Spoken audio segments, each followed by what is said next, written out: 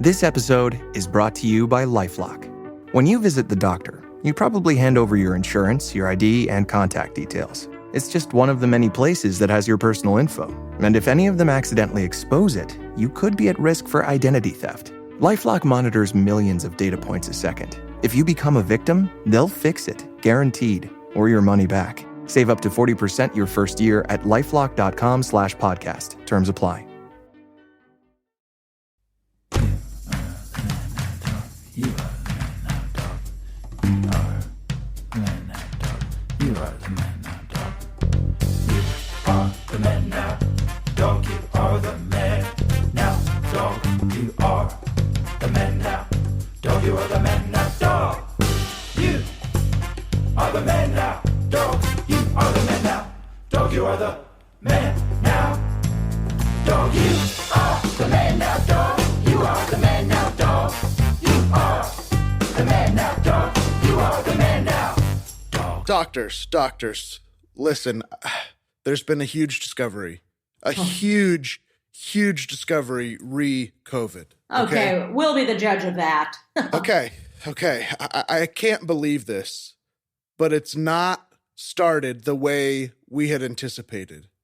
We just found out that COVID was started by a nasty little kid in his preschool. Oh, God. Oh, yeah. Yep. These kids are all sick. They're sick on each other. They're mutating. They're matching their sicknesses. They're building new ones. It wasn't in a lab. It was in a preschool.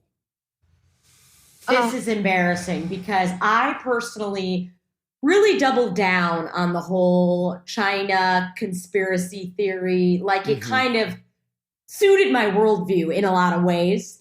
And, you know, I made t-shirts. Okay. I told my family we couldn't take a big vacation. We were going to go to, not to China, but to a Chinatown in Illinois.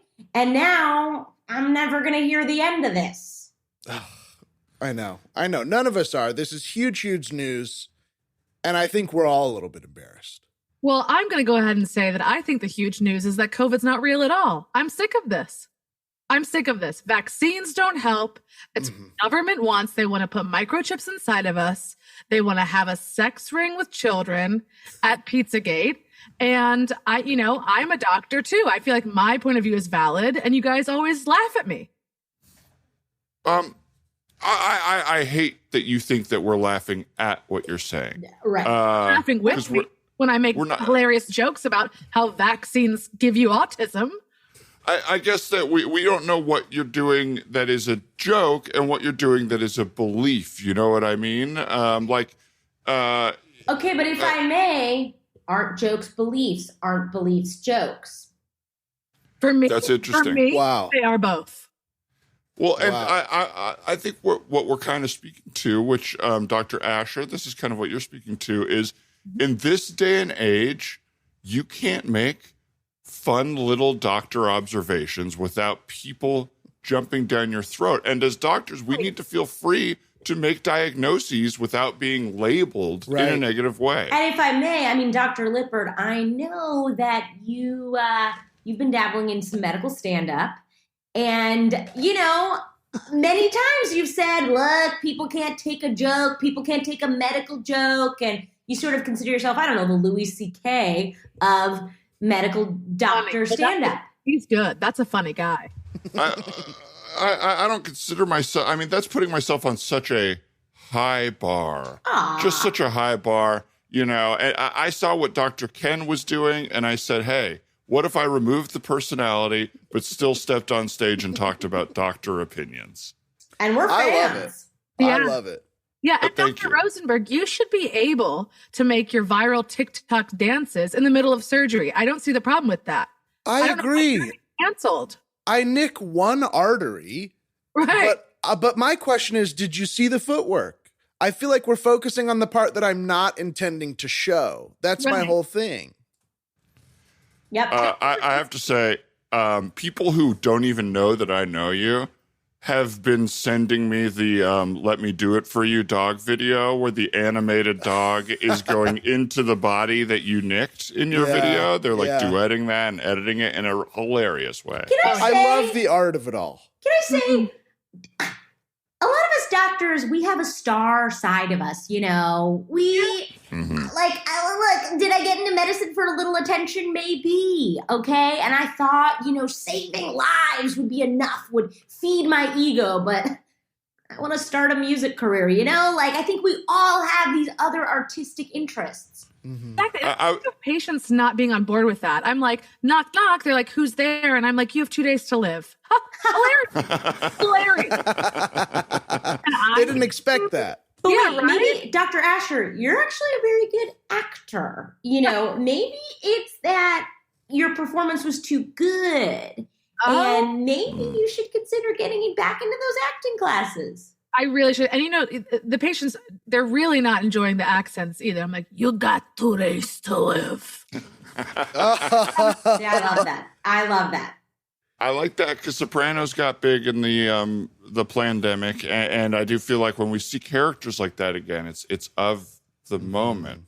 Dr. Rich, I saw that they put you in one of the more black box operating theaters. I thought you should be playing to a bigger crowd for your stuff. Give me that main stage hospital, you know? I was just like, excuse me. I think it's because they don't get the type of surgery I'm trying to do. Do you know what I'm saying? Yep. It's sort of a little too avant-garde, a little abstract. They're not sophisticated enough. And instead of watering down the type of surgery I want to do to suit the masses, I'm going to keep my standard of excellence, what I'm trying to do artistically. And if you guys want to like put me, you know, in these corners or whatever, fine. But when I die, people will see me as the medical artist genius that I am. Absolutely. And that's why I think, again, I'll say it again. I say it every day. We need to be live streaming our surgeries, our appointments, 100%. checkups. Yes. Mm-hmm. You know, that's where the people are. We need to get our comedy, our content to the people. Our dancing, our hot takes, our un-PC attitudes. Well, and a lot of people are feeling negative about medicine right now because we're constantly wrong and frustrating.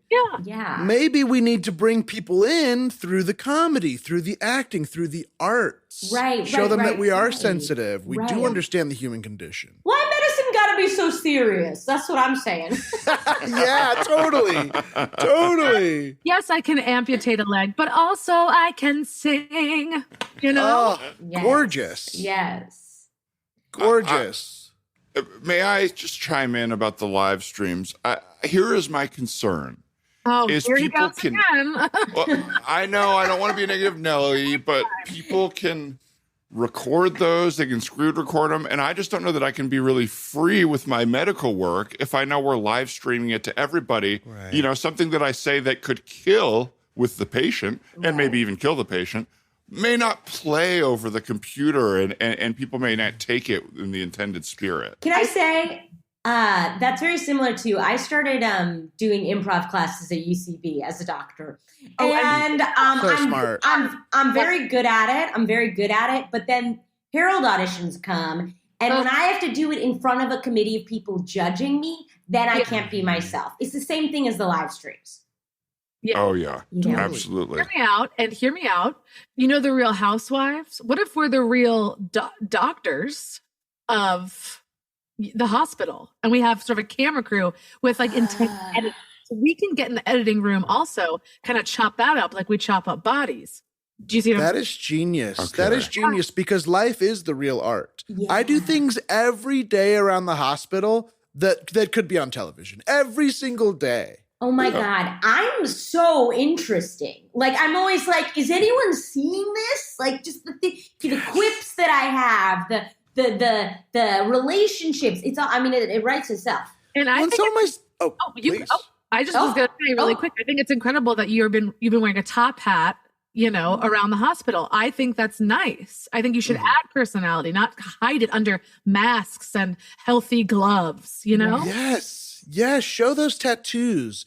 Show those open sores that are for style. That's also, can we just talk about how as doctors, we are limited to these white coats? Like, let's have a little panache. Yeah. Yes. You know what? I'm doing it. Next time, I'm coming in the Technicolor Dreamcoat.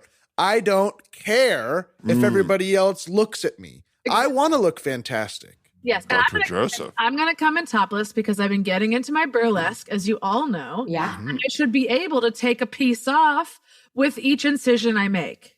Absolutely. No, Go ahead. you go, Dr. Lippert. Oh, I was just going to say, I absolutely support the burlesque. I think that you can barely call what you do burlesque. To me, it is hardcore stripping at the kindest. Okay, well, thank you, but it's artistic. Okay, yeah, I'm waiting for the commentary. Is all I'm saying. A little clowny, you know. I hear you. The intersection of clown and burlesque, nothing's more beautiful than that. That's, not that I speak from experience, but the top two search terms on Pornhub are burlesque and clown. It's true. Right. It's true. Right. And third is big mommy titty jugs. Scene.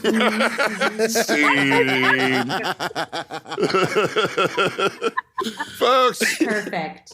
it's the Man Dog Pod. You always know it is when we get to the big mommy titty jugs. We're happy to be here. I'm Dan Lippert with my co-host Ryan Rosenberg. Hi, Ryan. Hi, Dan. Hi. Ooh, I just put my foot in a piece of ice that I dropped earlier that is now water. That's the crazy thing about ice, you know. Yeah, you never know. That like old riddle that was like, a man's found dead in a room and there's nothing but a pool of water. And as a child, you're like, how could this be? A man is podcasting with a soaking wet sock. There's nothing near him. There's no reason he should be this uncomfortable. What happened? Well, you have already heard our wonderful guests today, but we'll bring them on and we'll let you identify them by voice. Both, I believe, first-time guests. Ryan Asher. Hi, Ryan. Hello. Welcome to the show. Thank you for having me, Dr. Lippert. Thank you for being here, Dr. Asher. The pleasure is all ours. And Alison Rich. Hi, Alison. Hi there. Thanks for having me. Again, the pleasure's all ours. Good to see y'all. And we'll move on from the COVID, but folks, everyone you're hearing today has had or currently has COVID. I am in the throes, and I honestly have never felt stronger. I feel like I'm She-Hulking out. Yeah, you truly do seem great for technically having COVID. Yeah. I know. I just feel like I shouldn't have to stay in my home, but I guess it's immoral to leave. Now, let me ask you this. Ryan and I have maybe talked about this. Ryan Rosenberg and I have talked about this. But what is y'all's sick protocol? Like, because I do not want to talk to anybody on earth until I feel better. Mm-hmm. Any text I get, any email, anyone that walks through the room with me is an inconvenience because I feel really annoyed that I'm sick. I am very, very similar. I'm literally like, if the second I'm sick, dead to the world, I will not respond. I will not look at my phone, but to like one person, I am baby. So I need one person to be like, here's baby's Gatorade, you know? Yes. Mm-hmm. So that like at any moment, it's like, I want a little tiny bell to like ring and be like, baby needs more soup, you know? Yes. But other than that, everyone else is dead to me. I feel that there is like a sweet spot of sickness where it's like, if I'm not that sick, I love it because I'm like, it's an excuse to not feel guilt about not being productive. You know, it's like, oh, I can't, my fingers don't type. Like and I can truly, like when I got the positive COVID test on Monday, I actually felt pretty fine, but I was like, I guess I have to watch 4 hours of TV. Like, what can I do? You know, so I love it. It is a great, get out of jail free card. It's like, oh, you're really going to give me a hard time while I'm sick. You are. Yeah. Right. I still also haven't fully returned from the get out of jail free card we had for 2 years, where it was like, you are blessing the world by not leaving the house and by not doing work, which I know a lot of people have expressed feeling. And I'm still kind of in that zone. Yeah. And when I feel like I have 3 days in a row that are busy, it's like, are you kidding me? Do you know what I lived through? No, absolutely. I feel exactly the same. And I'm like an extreme extrovert and I say yes to everything, but I'm not good at planning or scheduling. So then I'll forget that I've double booked, triple booked myself. And so then when COVID happened, it became way easier to be like, wait a minute, I feel kind of sick. I should just say no to all of the things I said yes to a month ago today. I kind of love it. I love it. It is a nice, like, built-in thing that people can't hassle you about. Like, there is, like, I feel like pre-COVID, it was like, shut up, go to work. Yeah. And I feel like we're getting back to that a little bit, which I don't love. But it does feel like there was a thing that people had to, like, legally stop asking questions. Yes. And I like that. Yes. Though I'm like, the constant COVID testing, I don't know how because I feel very lucky that I haven't had it until now. And there were so many, like, just, are we forever? Because obviously we don't want to be spreading it, but just it shuts so much shit down. I don't know. I sound like a fucking anti-vaxxer. I don't have a fully formed, and certainly not a funny take on this, but like, I know that we're still just talking about COVID. We were like, we can't talk about Put this to bed. Well, I think the broader thing is like to me, the worst part about like what I would say the right or the alt-right or whatever is they take nuanced thoughts and they co-opt them. So then if you have a nuanced thought that is anywhere near what their point of view is, you start to sound like, I can't, I'm not crazy. Yeah. Right. I'm not totally crazy. I don't want you to think I'm like them. But maybe it's kind of hard to do all this testing and it's like frustrating and you lose out on things or whatever when it's not as unsafe. Like, I'm just thinking out loud about it and everyone's like, oh, okay, so you love Trump and you want to ban drag all over the country. It also makes me laugh to think about, like, what if we were tested for a million other things as often as COVID tests? Like, if every time you went to work, you had to get, like, an STD test, and then someone would just remove you from set if it's like, you have herpes. Yeah. Sorry. Like, just so, like... That thing that you're talking about is my favorite thing, is the like privacy of it, where it's like, oh, Alison disappeared for the day. All right, so everybody, somebody on set has COVID. We're not allowed to say who. Yeah. Was it the person who just packed up all their stuff and left? It's also funny, like, I went to this like event thing where like you had to have a COVID test to get in, but they didn't send me that email. So I get there and they're like, oh, you weren't tested. Oh, well, there's a tent right there. So we went and we take a test really quick. And like, we're supposed to wait 30 minutes for the results. 2 minutes go by and like, just go in. And I was like, so I just kind of took a test. I could have been raging with COVID. And you're like, who cares? You know, it's like, we don't even really care. I think we're all so desensitized by all of the testing that it's like, we're not even actually like paying attention to it. Yes. It reminds me of like, there was an episode of like Adam Ruins Everything on Security Theater where like all that like TSA stuff for the most part is totally a charade to make people feel like there is safety, but it's like massively ineffective and not. Right. When they're like taking your suitcase and like, I don't know, combing it with that fucking wand, you're like, that doesn't do anything. That's not like, who you're did like, you catch? oh, Who did you catch with this? There's a nuclear bomb in this Samsonite roller bag. Like, you know. I caught it. Yeah. I think that's exactly what it is like the extra testing stuff. It's like, I hate extra steps or rules that aren't necessary. For sure. I used to work at the Cheesecake Factory. And Brag. they have huge brag. Huge brag. And we're Yes. going to go on and dig into that as we're Yeah. But they have like 17 steps of service, and they include all these ridiculous things like when people get up, go to the table and fold their napkin for them and put it back on the table. Like, and it's all these things that like people don't want. I was you like, know? that's actually really scary. I'd be like, if I came back and my napkin like appeared somewhere else. Yeah, I'm like, don't touch my napkin. I'm putting that on my mouth. Yeah. Or my butt. I often put it in my butt.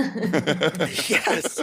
So I never did any of that stuff that like didn't make sense to me, even though it was my job. And then I eventually got fired because they were like, well, you have to do these things. And I was like, I'm just not going to. Was the napkin the craziest one, or was there a crazier one? The napkin was, and then you have to like offer people dessert like 3 times no matter what. Like you can walk up to a table and people are like, oh, we are stuffed. Couldn't have another morsel. And you're like, well, can I interest you in my favorite cheesecake, the most popular cheesecake? And it's like, Oh, it makes you be like a fake person. You know what I mean? Like there's no way to do it organically. And I just want the fucking real Cheesecake Factory employees. You know, the gritty ones. Yes. Okay. Yes. And that's what I'm doing. I'm totally repping the streets when I'm working at Cheesecake. Yes. Sort of authentic. Mhm. Like that, it's like I'm also out here like literally working for a tip from those people. So if I keep doing your rules and bother them, they're not gonna want to come back here. 2, it's gonna affect the money I get because you give me 1 cent a day to be here. Yeah. If the people, it's like I'm a human being. I understand people. If the people are like, we don't want dessert, I'm not going to be like, well, I'm going to ask you 3 times. Yeah. Can you imagine if like your boss was like, okay, and you need to like stab him just a little 3 times? Or it's just like all of these things that you're like, they're really going to like me less. I stabbed him with a knife. Thank you so much for coming in. There's your table there. The menu's there. Alcohol on one side, non-alcoholic drinks on the other side. And I know I heard you saying that. I kind of heard you talking. You called your friend here your sponsor. Understand if you're not drinking. That's right. Yes, I am newly in recovery, and he's actually taking me out because it has been 1 full year of sobriety. And congratulations. Absolutely. We are so proud of you. Everybody in the group is so proud of you. Thank you. Congratulations. So much. That's Thank you awesome. so much. Yeah. So you won't be enjoying what my favorite drink is that I just want to let you know about. It's the Cheesecake Factory Old Fashioned. And so it's a creamy old fashioned Cheesecake Factory style. And it's just a little sweet. Creamy whiskey drink? That's correct. That's correct. It's my favorite drink here. You get a little bit of the strong, aggressive rye flavor of the whiskey with a little bit of the half and half in there and Bailey's. Okay, that feels a little insensitive because for one, an old fashioned was my favorite drink. And it also Mine sounds too. a little disgusting. So we're all set. We'll just start off with some of your biscuits. Yeah. Great. No problem. No problem. Hey, Server Steve, really quick, can I talk to you for a second? Yeah, what's up, boss? Hey, Server Steve, I'm not seeing any creamy old fashions or creamy margs on the table yet. Have you offered them? I did offer them. It's actually, they're all sober. So they're not drinking, and I didn't want to. Yeah. Okay, great. Well, you know that it's Cheese Barn's factory policy to offer the drink 17 times in a row. I know. Right. I'm a little worried about that just because they said that they're a year sober, and that's still early in the process, and I really don't want to be tempting somebody. My father was actually an alcoholic, and I know what falling off the wagon can look like. But our motto here is "fuck them, give them what I say." Sure. Yeah. I mean, and I love that. Yeah. So I want you to go back over there and offer them those drinks again. It's gonna work. It's gonna happen. Okay. Sure. There's your water. There's the biscuits there. Thank you so much. It's actually, Carl and I are having sort of an intimate conversation. So if you could give us some space for a bit, that'd be great. Because, Carl, I have been meaning to tell you, I got really tempted the other night to fall off the wagon because my divorce is just, it's like you think initially the divorce, like when you get those papers, that's what's going to be hard. But it's the year later, it's like my kids are going, I don't know if I'm going to go home for Christmas. Maybe I want to go to my dad's. And I'm looking at the liquor cabinet, and I just think, I don't know if I can handle this. Yeah, I know. And sir, can you just step away like she asked? Yeah, was just margaritas here, lovely. I know you don't want one. Margaritas here, really lovely. And I'm sorry to hear about what you have going on, but the margaritas here, lovely. Great, thank you, sir. We'll let you know when we need you. Okay, sorry. Yeah. Hey, I am so sorry for that. Listen, you can do hard things. I don't know. It's just, and honestly, I still have a physical reaction, like a physical. Back? You go back to the table, so to speak. I have to go back to the table. It's like I get these headaches at night where I feel like my doctor tells me I never really go into full REM sleep because the alcoholism was so bad. It affected my neural pathways so that I can't get truly restful sleep. Hi, hello. I'm sorry. Yes? Sorry, excuse me. Sir, Steve, was it? Server Steve, yeah.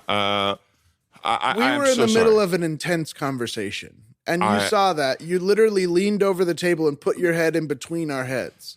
I am so sorry. I am so sorry. I am going to be out of your hair. I just want to let you know. You're literally in my hair. Your hair is touching my hair. Sorry. I'm backing up here. I'm sitting at the table, though, because we're friendly with each other. And I just want to say that I'm going to get you 2 margaritas. They're not going to touch the table. I'll pay for them. I just need them to be ordered and on the receipt here, or I'm going to get shit canned. All right, I have 2 What strikes. are you talking about? Are you kidding me? This is extremely inappropriate and really insensitive. I will say, as somebody who's having big relationship issues, this could be an opportunity for you to hear from me that I need something from y'all, which is just to accept that I'm putting the margaritas on the bill, paying for them. They'll never touch the table. Okay. Would it help you if we can get virgin margaritas or something? I don't know. Like, that's a good compromise. Does that count? No. But what I'll do is I'll have them make the margaritas normal. I'll take the shots before they go in, and I'll bring the virgins to the table so that it looks to my boss. Like, we do not want you coming over here smelling of tequila. Yeah, you're going to be drunk on the job?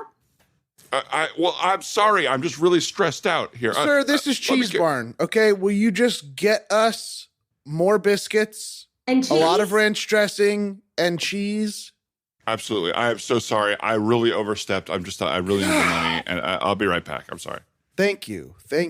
I am so sorry about that. And I'm sorry that I didn't push him away earlier. I feel like it's my responsibility. I think you're doing a great job.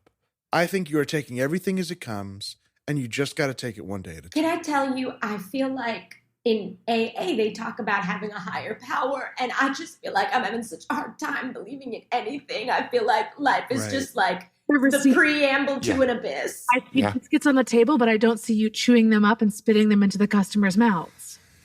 That was one that I always kind of had an issue with. Even like here, I keep my mask on. I heard the guy at the table say he has COVID and he just doesn't care. And so I just don't even want to get that close to them, right? I'm putting myself right. Mm-hmm. Mm-hmm. And what's our second motto here? COVID isn't real. So I need you to get in there. Absolutely. Chew up those biscuits and spit them into their mouths. Now go. You are unseen. Perfect edit. And so theatrically called. Yes. Is this, you guys do have a video portion of the... Yes. If you're on the Patreon, you can see what it looks like when Alison calls C. I really just... A true director. Yes. And knows how to end. Yeah. Have you guys all worked at restaurants?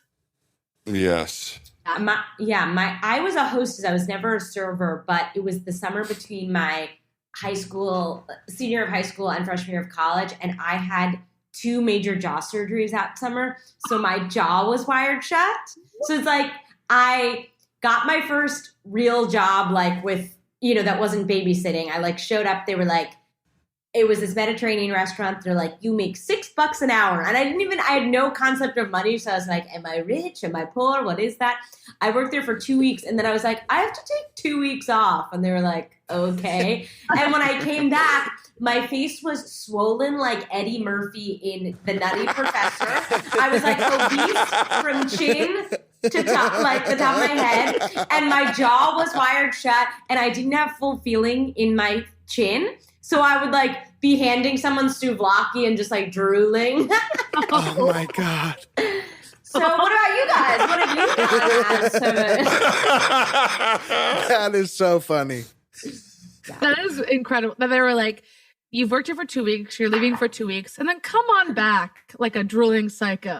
I know. And I also was like, well, it's the summer before college. My jaw's going to be wired shut. You know what I'm going to get? Skinny. But then I didn't even, because I just drank milkshakes and thick soups through a straw. All you're eating is cream. All I'm eating is cream. Isn't that so fucked up that you're like, the silver lining to this jaw surgery is skinny? Oh, yes. Oh, yeah. I think about that every time I get sick. Exactly. I'm like, I'll probably lose a pound. Totally. At eating cheese. I worked at I went to school in Richmond, Virginia, and my first restaurant job was at a place called Double T's Real Smoked Barbecue. And it was run by these like 80-year-old disgusting like cartoons of like racist Southern bad people. And I went in with my best friend like to see if they were hiring, and the woman was like, stick out your tongue. And we stuck out our tongues, and she was like, you got the job. What? They had tongue piercings. Oh. They had like a sign that was like, we can refuse service to anyone, and they like meant it, like anyone who was like someone they didn't like. And their son was my manager, and he was in jail. He would sleep in jail at night for being a pedophile. And then he was on work release, and they would drive him to work, and he was my boss. Oh my God. He would sleep in jail at night. Oh my God, that's the craziest. Yeah. What is it? It wasn't until Jeffrey Epstein that I even heard that there was an option where you could like do part-time jail. Like, Right. and why am I only hearing about it in the context of pedophiles? Like you'd be like, okay, someone like shoplifted or like, but pedophiles. Yeah. Like what? During the day, they're not attracted to children. It's only at night. Yeah, they're werewolves. They're sexuality werewolves. Oh my! And this God. place was called Double T's. Double T's Real Smoked Barbecue, because they had multiple T's in their last name. Mm-hmm. Was it two or was it more than two? More than two. It was That three is so H's, funny. so I think that's Yeah, 6 yeah. T's. The last name was-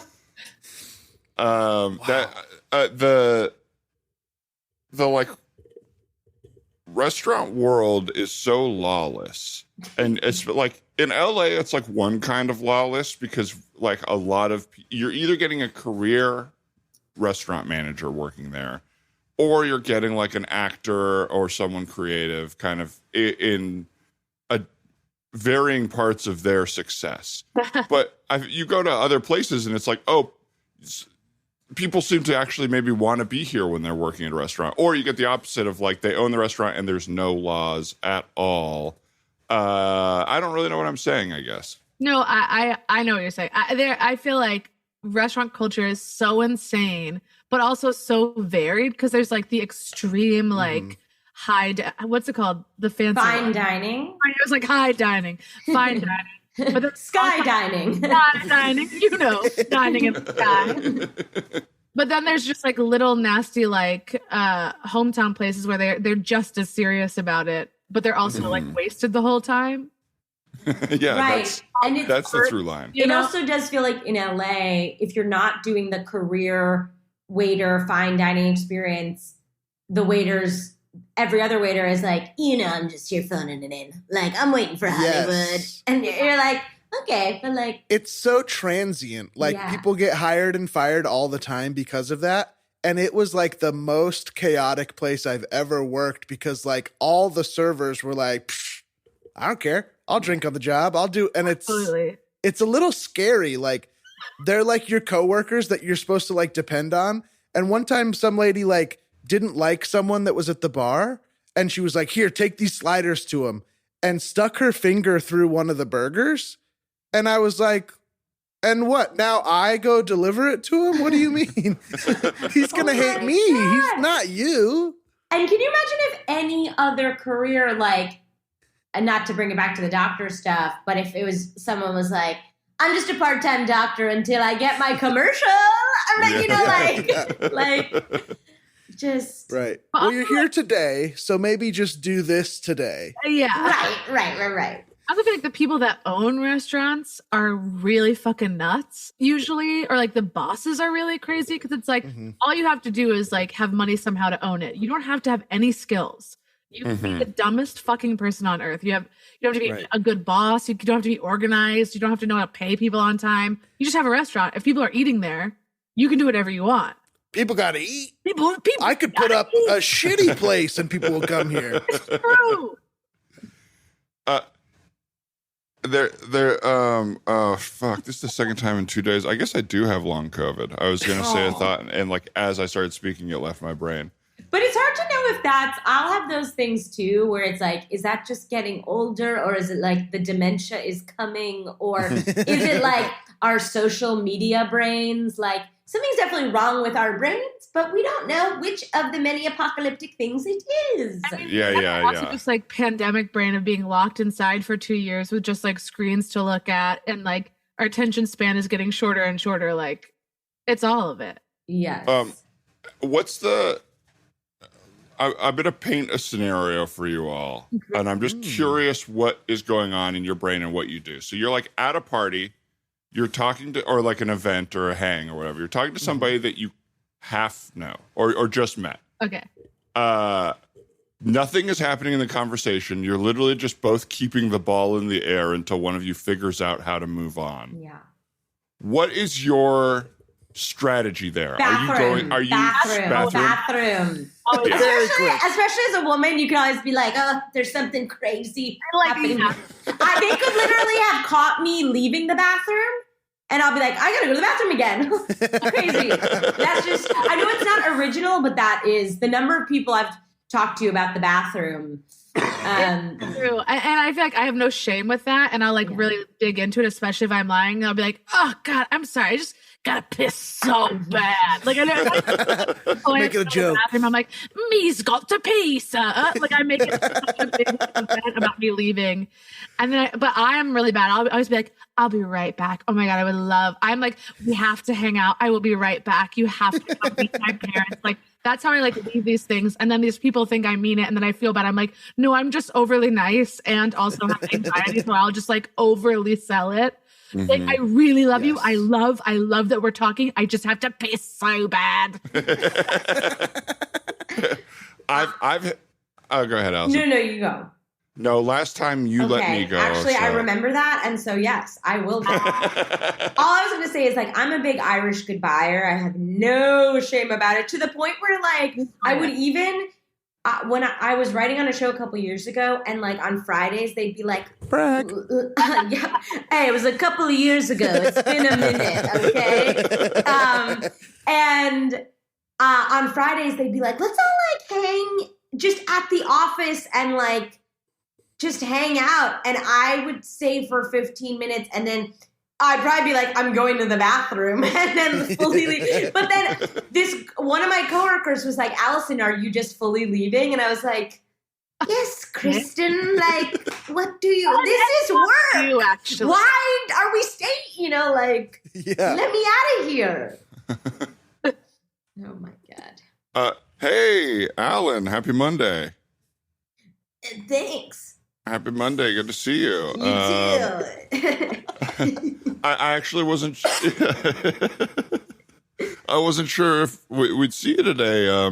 What are you talking about? What are you referring to? Just at happy hour on Friday, you went to the bathroom, and then we never saw you again. And we were all kind of worried maybe something happened in there. Or you were having health issues. I actually just came out of the bathroom.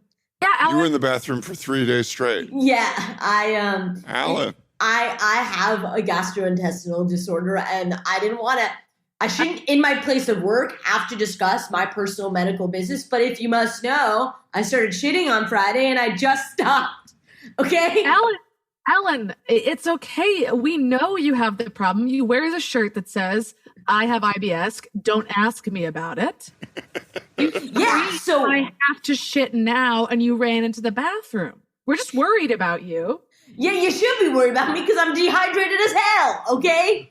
And look, it pains me that I am tortured by this butt disease, okay? But the last thing I need is to be made to feel guilty, to feel alone, to feel ostracized. Is that a new keychain? Is that a new Disneyland keychain? No. I mean, yes, it is technically new in the sense that I didn't have it before. Right. But it looks like official merch. Like, I know you carry around that big ring of keys, but this looks like a new tchotchke for you. Yeah. Well, maybe I have to go to the bathroom. Okay.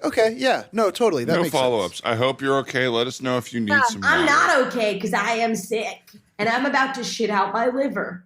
Okay, if you must Oh my know, if you must know. I think you need to go to the hospital. Yeah. Yeah. No.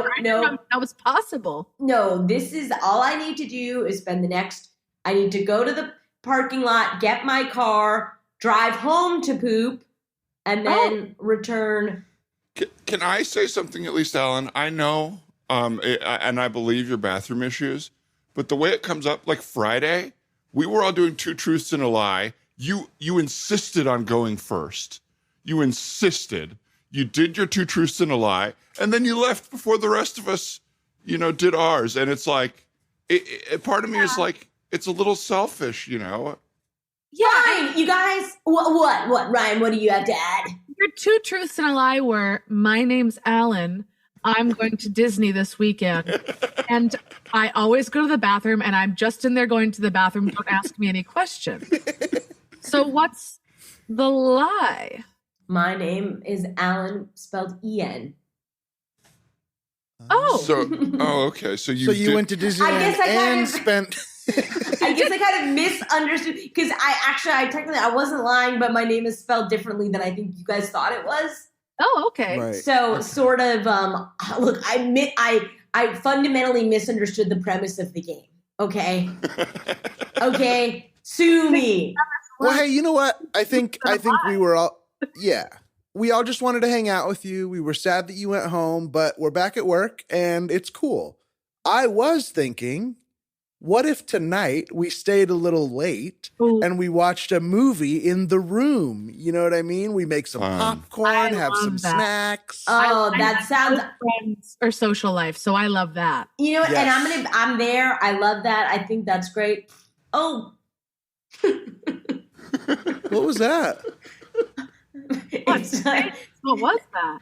Oh my God. Oh my God. Is your liver coming out right now? Oh no. Look, let me just take care of this. There's no way I'm going to be shitting long enough. You don't seem that upset. It seems like you planned it. I've had to learn how to cope. This is my disability. I've had to learn how to deal with it my whole life, and I don't get embarrassed anymore if I. It must be so hard when your disability makes me have so many follow-up questions, but you don't want to talk about it. I have a right to my privacy, okay? Totally. Of course. Totally. But give me an example of some of your follow-up questions if I were to answer them. Well, like your farts are popping you off the chair there. Like you're like Mario popping up, Yeah, they're called plosive farts, okay?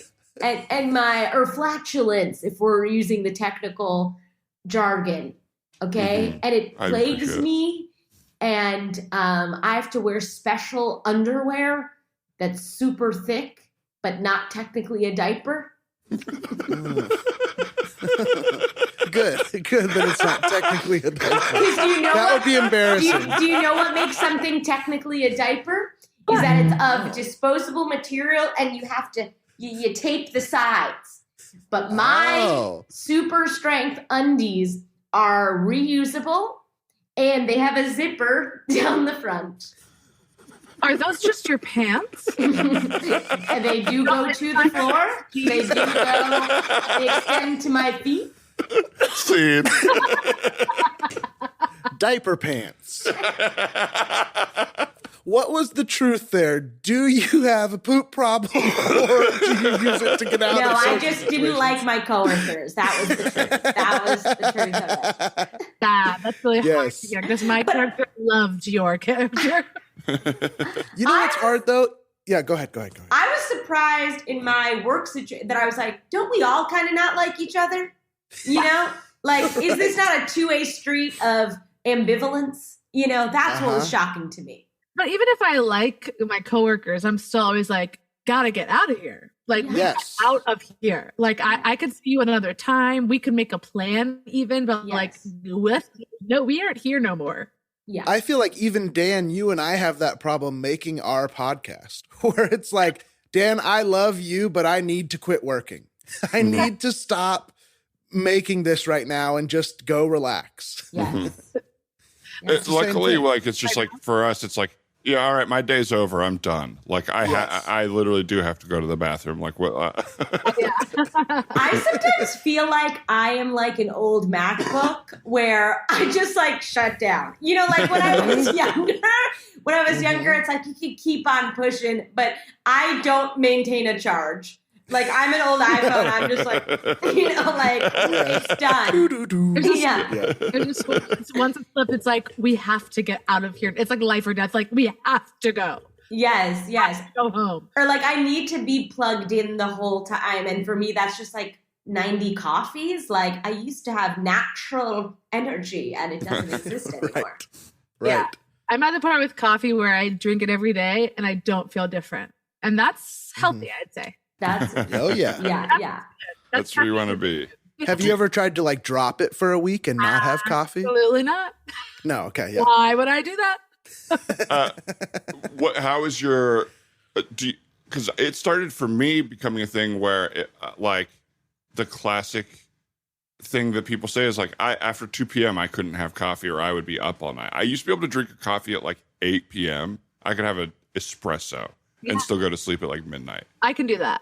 You can do that still. I can do that. I'm so envious. I'm in a very weird like sleep cycle / wake cycle where like when I am sleeping, I want to be asleep forever. Like I cannot get out of bed. I cannot wake up, but I'm not always tired. Like when I'm awake, I don't want to go to bed at all. Like it's wherever I am, like I stay up all night. I stay up till like 4 a.m. or whatever. And then I'm like, oh, I'm always so tired. Why am I so tired? But then I'll sleep for like 10 hours and be like, okay, that should be enough. And then it's like, nope, I want to stay in bed. Oh, and I just can't break this weird cycle where it's like, okay, it's 2 a.m. I should just go to bed. But then I don't want to. Like I want to stay up and then I want to stay asleep. And I just can't.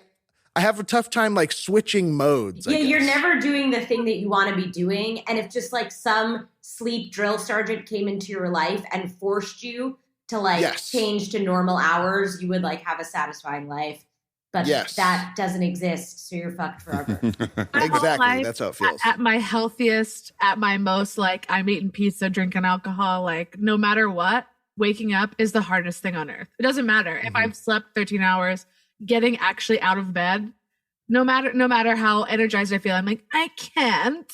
Yes. I can't. I know. It's ever like for me, I generally don't have any problem falling asleep, but I inherited this thing from my mom where like these days, if I set my alarm for 7, I'll wake up at 5:15 and just be like, let's get anxious about the day. And just like, I won't get up and like, I'll just be like, remember how like your bank account like has no, or like your friends don't like you and that video you made was so fucking stupid. And you're just like, we brought you here to tell you that your friends don't like you. That video is so stupid. Yes. You know the video. Yes. I have the same thing. I'll wake up before my alarm, knowing that I have like an hour more to sleep, and then it will be like, you're late. Oh. And I don't know how I hold both of those ideas at the same time. Yeah. That I'm up an hour before my alarm and that I'm already behind on the day. Like, how can I have both of those thoughts at the same time? Yeah. Mm-hmm. It's just mean. It is mean. It is mean. Your brain Absolutely. is mean. Yep. I'm like really, I had a great 2-hour window where I was like filled with empathy for the world. A 2-year window. 2-year window. I was going to say, where great. like, because like you hear that stuff like that you're talking about, Alison, and that we're all talking about, and it's like, that's what everybody is going through.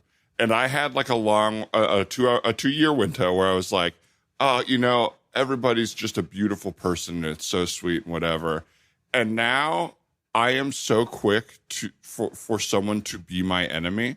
Like in the sense of like that it's just in the moment where it's like if I'm at that thing and I'm ready to go and people are making me stay for some reason or not knowing that I'm ready to go, I'm like, you're my least favorite person alive right now. And it, like I lost that thing that's like, oh, they're really anxious. This is an anxious behavior they're doing. That like if you can imagine everyone in your life that bothers you at 4 a.m. waking up and being like, God, you suck and you're a loser. Yeah. It's very helpful. Wait, and so what was it just like, what made that switch where you just like, you reached the end of your rope and suddenly you couldn't have like empathy for, it's just such a funny. It probably is connected to my own like contentment in life. Like if I'm unhappy and I'm angry, then it's easier, you know, to not feel that way. I think part of it is I waffle. I'm learning to have empathy, but take care of my boundaries. Okay, fair. Does that make sense? Okay, Where it's like to not be empathetic to somebody and then let them do things that make me feel bad.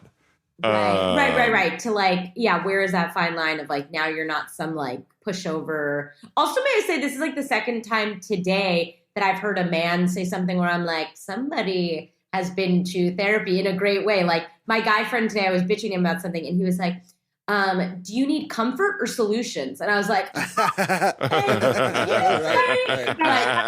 up and tell me I'm correct. Start talking shit with me about who I'm talking shit about. I need to be enabled. Yeah. It was very like, I don't know, but I love it. I'm in support of it. I think it's so cool. It's sweet. That's a sweet way to say it. And thank you for saying that. But it's just like all of that came from like hearing you say that, Alison, makes me think of like when all the times you've been shitty to me and you don't think about the fact that I wake up in the morning and go, why is Dan so mean to me? I'm sorry. I like that whole day where I kept shoulder checking you every time we walked past. I know, and you're so much taller than me that you hit me in the face. I mean, honestly, totally missed me. Could have been a problem if I was a normal height and you were a normal height. Man, I am like addicted to and obsessed with the people that can't get social cues. Like I just am fascinated by it. I'm like, how can you not feel that I'm radiating that I have to be leaving this conversation? Yeah. Why are you still telling me things? Yes. That just reminded me that back in Chicago, I was at this like New Year's Eve party. I'm like, I was like kind of like breaking up with a guy. It was like a rough night. I was drunk and I was like, I'm going to leave. So I'm Irish exiting out the back. I'm like halfway down this like the staircase. This other guy comes out and starts being like, hey there, pretty lady. And like starting to like hit on me as I'm leaving.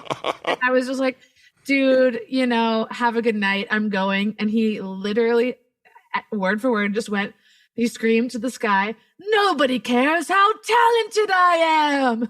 No. Wow. I love it. I know. I'd just be like, he ran away. I think he's like, he clearly was hitting on like multiple women throughout the night, and they were all like, no thanks. Yes. Like halfway down a stair, like he's like trying to grab me. I'm like, no. Nobody. Have you ever been like? I've definitely been at a party where I'm like, oh, I'm like the 9th person you're hitting on. Oh, absolutely. Like, I'm, they just sort of like are lazing about the party, being like, yeah, I think you have the genitals I like.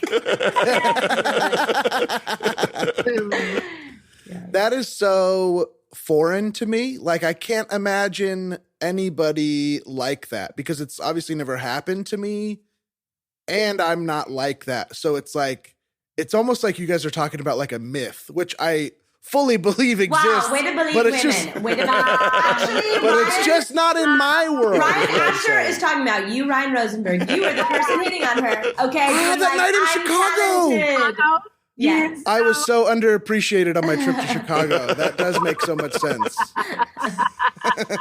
Yeah, you flew out there to crash an SNL audition, right? They didn't let you do that, and then you just went from party to party. Where did you go? I'm just kidding. No, okay. I was like literally now. Where'd you go? What's the address? I need to do that too. Yeah. Well, was I there?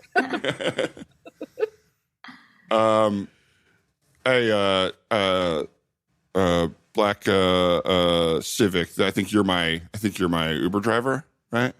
Yeah, get in. Thanks. Welcome. Thanks. Do you want a mint or a sandwich? Oh, thank you. None of the above. I appreciate it. I actually, I clicked the thing in the app about like, I'm not really looking to talk tonight. I've had a really rough night. Oh, sure. I'm just, I get it. Thank you. Mind if I play some music? I guess not. That would actually be really nice. Yeah. Okay. I'm just a lady who drives for Uber. I'm just a single lady. I'm so single I could die. I'm just a lady. I'm the one who is driving you. Tap me on the shoulder and say hi. What'd you think of that? What'd you think of that? Well, I noticed it. I think it was you, probably. Oh my gosh! Yeah. Is it my speaking voice or? A speaking voice sounded like the singing voice, and also it's not a song I've ever heard. It was incredibly short, and it referenced the scenario we're in right now. So yeah. Shocked at how many people don't pick up on that. Yeah. Oh, weird. Yeah. Well, I appreciate. I'm sorry that you're feeling like unappreciated and having issues being single. I actually, I just got dumped tonight, and I was actually about to ask my partner to move in with me. So I'm just feeling like. So we're really both shook. single in the car. Wow, you're handsome. Yeah. You're handsome. Thank you. You're handsome. Thank you. Do you mind if I light a candle? I suppose if you're going to, I'd prefer that it's when we get to a stoplight or a stop sign. But I can drive. I can drive with my knees, so I'm just gonna light it. It's a Yankee candle, and the scent is romantic rose. Oh yeah. Yeah. Oh God. Yeah, it's good, isn't it? It's like really manufactured scent wise. Like, I'm not loving it, but I'm just gonna roll my window down a little if you don't mind. Do you want some champagne? No, thank you. That's kind of a celebratory thing. I'm not celebrating. Again, just I'm sorry. Maybe I'm being too cold with you. It sounds like you're a musician or you want to act. Is that what that is? Renaissance woman. This happens, I swear to God, once a ride. Here we go. Pull him.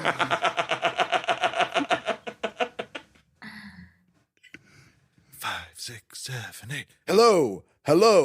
Do you know how fast you were going? Yes, I do, policeman. I was going 2 miles an hour. I appreciate the honesty. Everybody tries to bullshit me. I would have driven faster, but the guy in the back is hitting on me a lot. No. Should I pull my gun and threaten him? Yes, that sounds really hot and cool. Hey, whoa, no. I was not hitting on my driver at all. Excuse me. Hi, that's me. I understand you unless you sing. I wasn't hitting on my driver. I just want to get home. Put your hands up, you nasty punk. Put your hands up. Jesus Christ. Excuse me. I'm a record producer, and I just heard the best voice of my life. Who's in the back of that Uber? It sounds like a sound I'm really into. The back? Ugh. Not the front. It's never the front.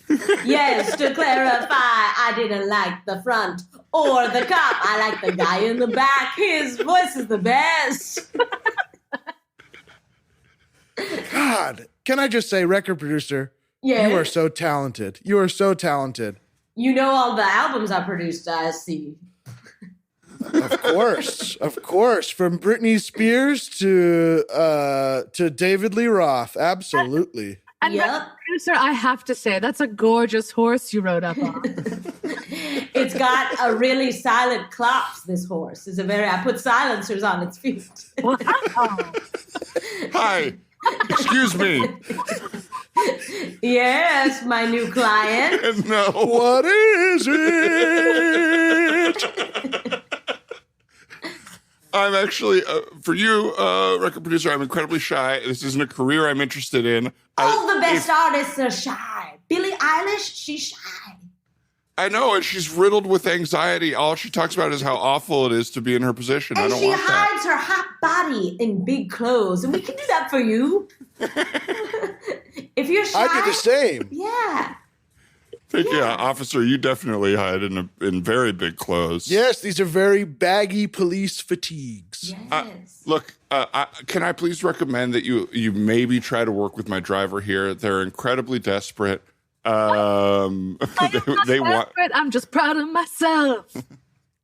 That candle is burned through the glass.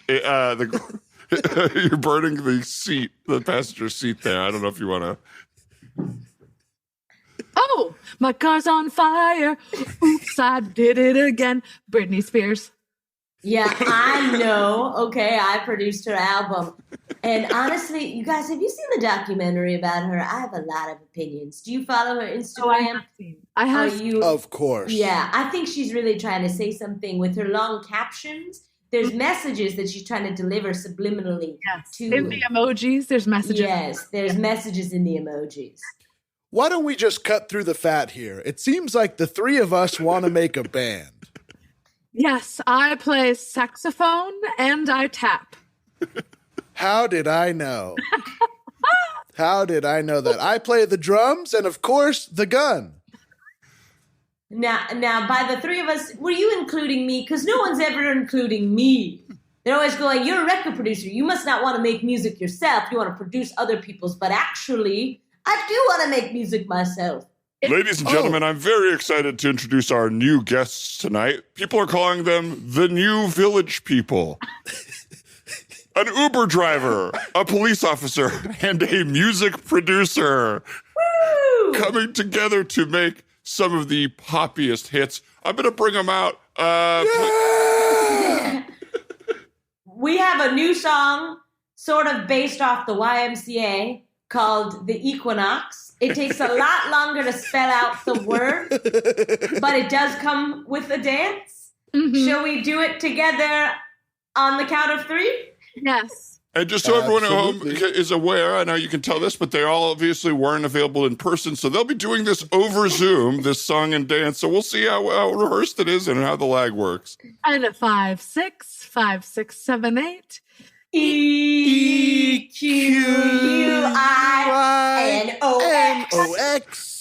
EQUINOX. You young bitch.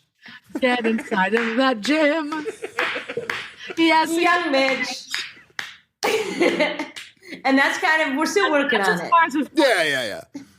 All right, folks, we're going to throw in a commercial. I'm going to fire my music booker. Scene. Ryan, you didn't do the gesture. How do we know? I'm so sorry. And scene. There we go. Guys, I did get into an Uber once with a full, like a big Yankee pumpkin candle, fully lit for the entire ride. It was in the, you know how the side, the door on the side will have like a little like pocket? Do you know what I'm talking about? Yes. In that on the passenger side up front. So I'm like in the back. It smells so thick in there. And I see like a lit flame. I was like, this can't be good. This can't be legal. This is not okay. And you think riders like want candle service?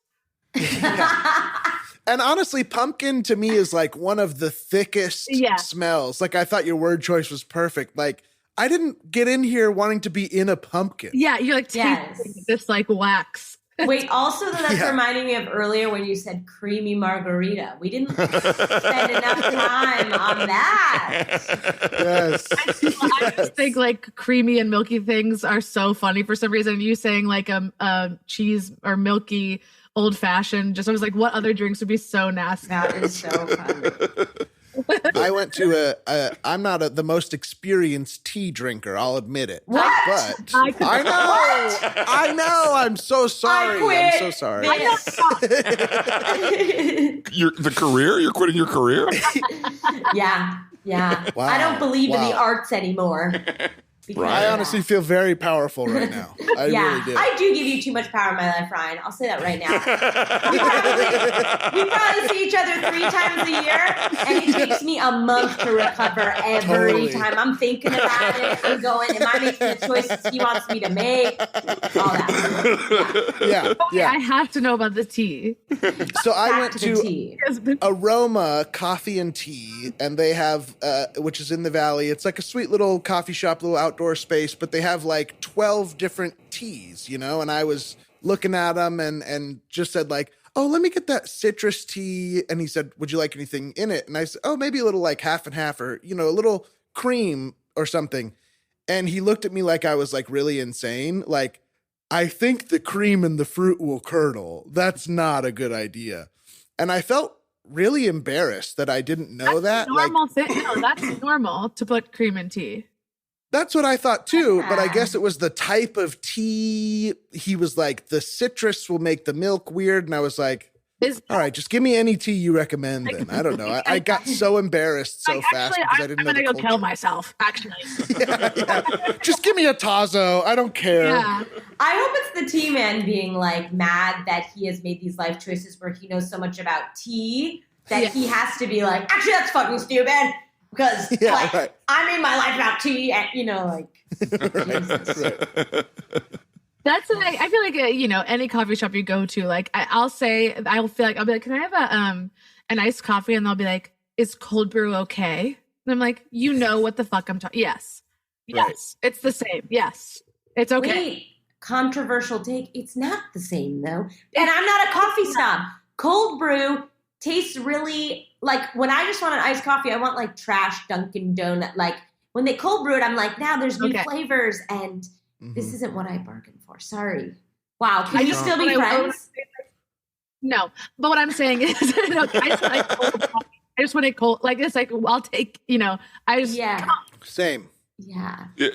You're talking, especially in LA coffee shops too, and I do agree with Alison, by the way, cold brew is different.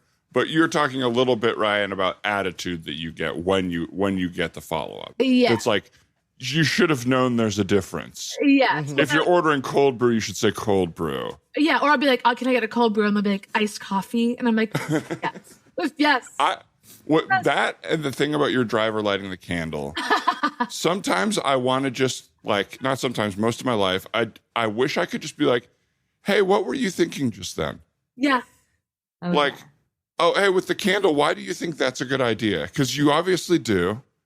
Or like the cold brew thing, it's like, hey, what were you thinking when you asked me that in that way? yeah. Have you gotten any positive responses from this all day? Or just like a, you okay? What's going on? Yeah. Do you find people enjoy being treated this way, or is it for your own way to live through in life? Yeah. God, I wish I could get back in that the candle Uber right now.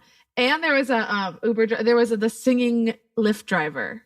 The driver I got with my friends, and we had just had an edible. It was like really hitting. He was like an older, scary-ish man, and he had a sign there that said the singing Lyft driver, and he had a CD that was like, it was around Halloween, so it was all spooky songs that were him singing.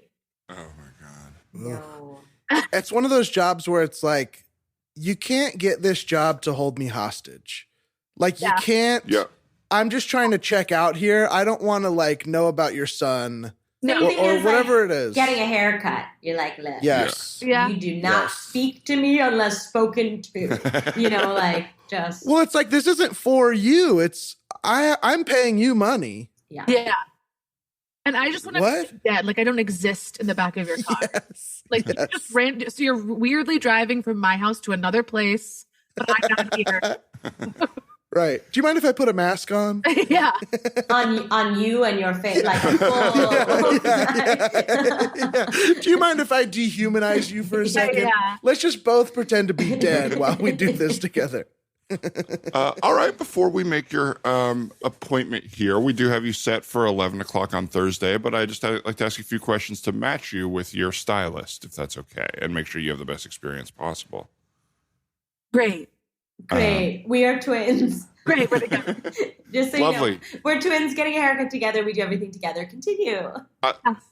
I think that's adorable. And for about 3 decades in your life, it'll get less adorable, and then it'll get adorable again, I think, later on. Okay. Wow. Sorry. So too forward. Sorry. Yeah. Anywho. So just going through this, do you prefer heavy conversation, light conversation, or medium with your stylist? This is where it gets tough because we're two people and we're very similar, but we're a little But we are different. Yes. Oh. I like heavy convo. Yeah. Heavy convo? That's Chantrell. She likes heavy convo. I'll I'm write that down. Chantrell, and I like medium convo. Okay, great. Chantrell medium, Chantrell heavy, and you want the same stylist? That's right. Is that right? Yep, and we're gonna hold hands the whole time. Yes. Yeah. And Also with the stylist. If we kiss, it's not a sexual thing. It's just a twin thing.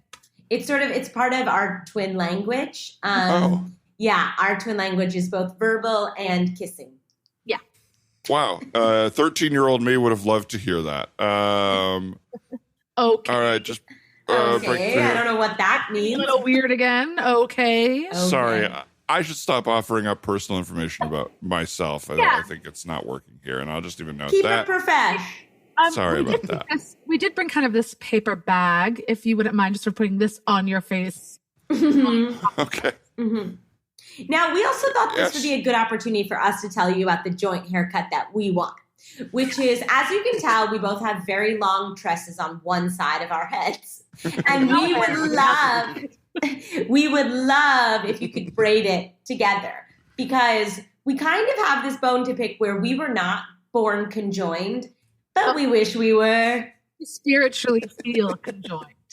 Yeah. Okay, so you would like the stylist to conjoin you by the hair. Yes. With the long tresses you've grown out. Mm-hmm. Great. And But just medium conversation, please. Heavy conversation, please. Understood. And then as far as we go with that, do you want the tresses trimmed as well, or are you keeping them the same length and you're just coming in for the braid mainly? I want mine trimmed. And I don't want mine trimmed. Get it. So that's Chantrell no trim, Chantrell trim. Exactly. And bangs? I want Chantrell to have side swept bangs that side sweep onto me. And I want to have baby bangs so far up, it's as if a whisper of a bang. It's as if it's a mistake. It's sort of like, I think I can read her mind here and tell you that she kind of wants like an eyelash, but on the head. Yes. I want it to look like she just had the biggest artful breakdown. While crying. That's what I want. Well, Chantrell, thank you so much for coming out to dinner with me. I feel so, just so privileged to be on a date with you. Yeah, you should. Okay. Because I have a lot of gentlemen callers. And now thank me. Even though you didn't invite me on the date, I'm here. Well, Chantrell, thank you for coming as well, because I know you guys travel everywhere together, and it probably takes some communication about where you're going. So I appreciate it, and I'm not going to be focusing on you too much. Totally fine. Great. Now let's just cut to the chase. I know what we're all thinking. What are we down to do sexually with you, just one man? Us sisters? We know, we've been on dates before. I know what dates are. Yeah, okay. Well, sure. I mean, I guess I'm open. You know, I knew the situation, and I'm excited for whatever we're all excited about. And Chantrell, you start. All I like is I want unending, extreme eye contact. I don't want to be touched. I don't want to be spoken to. I don't want to be kissed. I want to be there, and I want you to only look at me. And I want unending, unrelenting clitoral stimulation with your mouth. Okay, that will be difficult for me to split my focus in that way, but I am looking forward to the challenge. I got to be honest. Well, thanks for coming in. Thanks y'all for coming in. So yeah, I hear what you're asking for. And we do have those. That's in the sexual telescope area or periscope area. So how that works is, and this happens a lot where you want to be going down on a partner, but you do want to be looking them directly in the eyes. So we actually do have that in our pleasure section there. Perfect. Great. And what do you think? Go with the cheap option here? This looks like it does the same thing as the expensive one. Wow. I'm sorry. 2 for the price of 1, and he wants to go cheap. Do you really want to be clearly stimulated by this man? I mean, it's been a minute since I have been clitorally stimulated by a man, but I don't know. This guy just isn't cutting it. Chantrell, please, I'll do anything you want. You are put together the most one gorgeous woman I've ever seen. But I won't forget. I wasn't asked on the date. I won't forget. So. Oh, I'm such an idiot. I'm so sorry. I didn't even think of it that way. Thank you. I mean, me and Chantrell just had such a, I don't know, like electric connection. I didn't even think of how you must feel about that. I'm so sorry. Nobody thinks about her. I don't feel good. Yeah. I feel really bad, actually. I'm sure some people think about you. I'm sure you guys go out on dates and the other one plays wingman. She goes on dates and I'm there. Yeah, you know, I mean, if we're being honest, I am sort of the one that takes center stage, and she's kind of my perpetual wingman.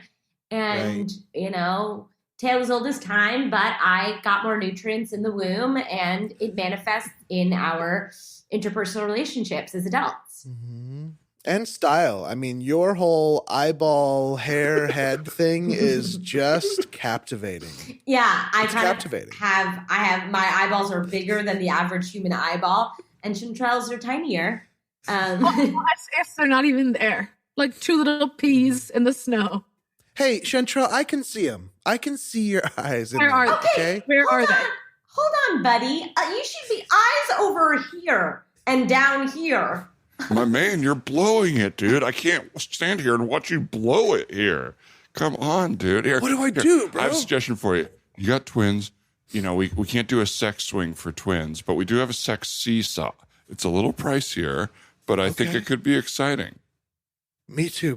Man, I feel like the luckiest man in the world. Please just help me land this. You're losing them right now. They're walking out of the store. Pay attention to them. Ladies. Chantrell. What about a seesaw? Take it back to the elementary school days where... Wait a second. Ground with the other ones in the air? Wait a second. Chantrell, I think this is one of those pedophiles that's on a work release program. No. I have 45 minutes. No wonder you made us go on this date at your place of work. Is that a full moon out there? At the strike of moon, you have to go back to prison among the other pedophiles. Damn. Listen, ladies. Clearly, I'm interested in normal adult relationships. I want to be with you. I'm trying to turn a normal leaf. Look, we always like a bad boy, okay? And that means we have dated multiple pedophiles, okay? We're the baddest boys. Multiple. Mostly because people think Chantrell is like younger because she's less formed. Yes, I have the body of a 6-year-old, and I'm okay with that. But the attitude of a divorcee, and we haven't even been married yet. Wow, I can't believe it. I feel good about the work we did here today. Best scene I've ever been a part of. Yeah. I want her bangs to be sideswept onto me. Guys, isn't it nice to be at the point in your improv career where you actively make choices that are against what they say you should do? You know, like when Dan offers up a grounded premise or whatever, and I'm like, we're twins! The funny thing is, like, almost exclusively I do things that are like what you coach people not to do. But like the real thing is like you try to tell people not to do things that will make them feel so confused they can't go on or so nervous. Yes. Where it's like, okay, you could label yourself as like a 6-year-old looking girl dating a pedophile, but like, are you comfortable playing it? If you are, have fun. Like, that's where I'm most comfortable. That's where I live, baby. No, I just got asked to do a Herald on Monday, and I haven't done a Herald in like 10 years. Not 10, 3. But it feels like 10 years, and I'm just like, how do you do it? How do you do it? What's you you should put up the Wikipedia of the Herald on the stage and just like check in with it after every edit and be like, there's a third scene. I know. I feel like I could not do a second beat because all of my first beats are 80th beats. I'm like, we're on a pirate ship and we're made of pasta and That's good. And it's killing. and it's good. Rush. Yeah. Well, speaking of crushing, everybody crushed today, and I laughed nonstop for an hour and a half. So thank you both for being here, Allison and Ryan, and of course Ryan. Which Ryan was first and which was second, we don't know. I was first. Ryan Asher, is there anything you'd like to plug anywhere people can find you? Oh, just follow me on all of the social media, the TikTok and Instagram and stuff at Reen, REEN _machine. very funny on the social media. So Great funny. characters. Funny. And Allison, where can people find you? What would you like to Yeah, plug? same deal. Find me at Alison Rich 123, 1L in my name. I'm not as good at social media as Ryan, but I hope I aspire. And you can find me doing shitty gymnastics on my Instagram, and that's really. I'm adding something new to the conversation, and Ryan, I don't know if you are. That's what I'm saying. That's important to know. Yeah. That's important to know. I think it's inspiring seeing you do gymnastics because I kind of can't do anything anymore. So I think trying anything is very cool. Thank you. Oh, it is very cool. It's like, look at her go do like a hobby in another place with other people. Like, yes. What? I know. At this age, are we allowed to do that? And your feet go over your head. I couldn't imagine. Possible. I know. I mean, there's I show only the teeniest bit that's good, and I'm really bad. I'm not even good at running. You have to run into a lot of the stuff, and I get nervous about that. So it's truly, it's a big lie what I'm showing you guys. Anyway, on that note. We love it. We love to see it. Don't believe what you see on Allison's Instagram, but check it out either way. Ryan and I, Rosenberg, will be at UCB with Big Grande the fourth Sunday this March. BigGrandeWebsite.com. We've got a new podcast that's going to be on there, hopefully within the next couple of weeks. So keep an eye on that stuff. And of course, Patreon.com/You're the Man Now Dog. If you listen to the free version of this episode and you want to hear the full version and support us and watch the video as well. Anything else, Mr. Rosenberg? I think that's about it. We just want to thank Brian Holmes for doing all of our editing and production, as well as Casey Trela for our wonderful theme song, and Annie Wu for our awesome logo. Thanks, everybody, for help making the show. And thanks to Ryan and Allison for being here.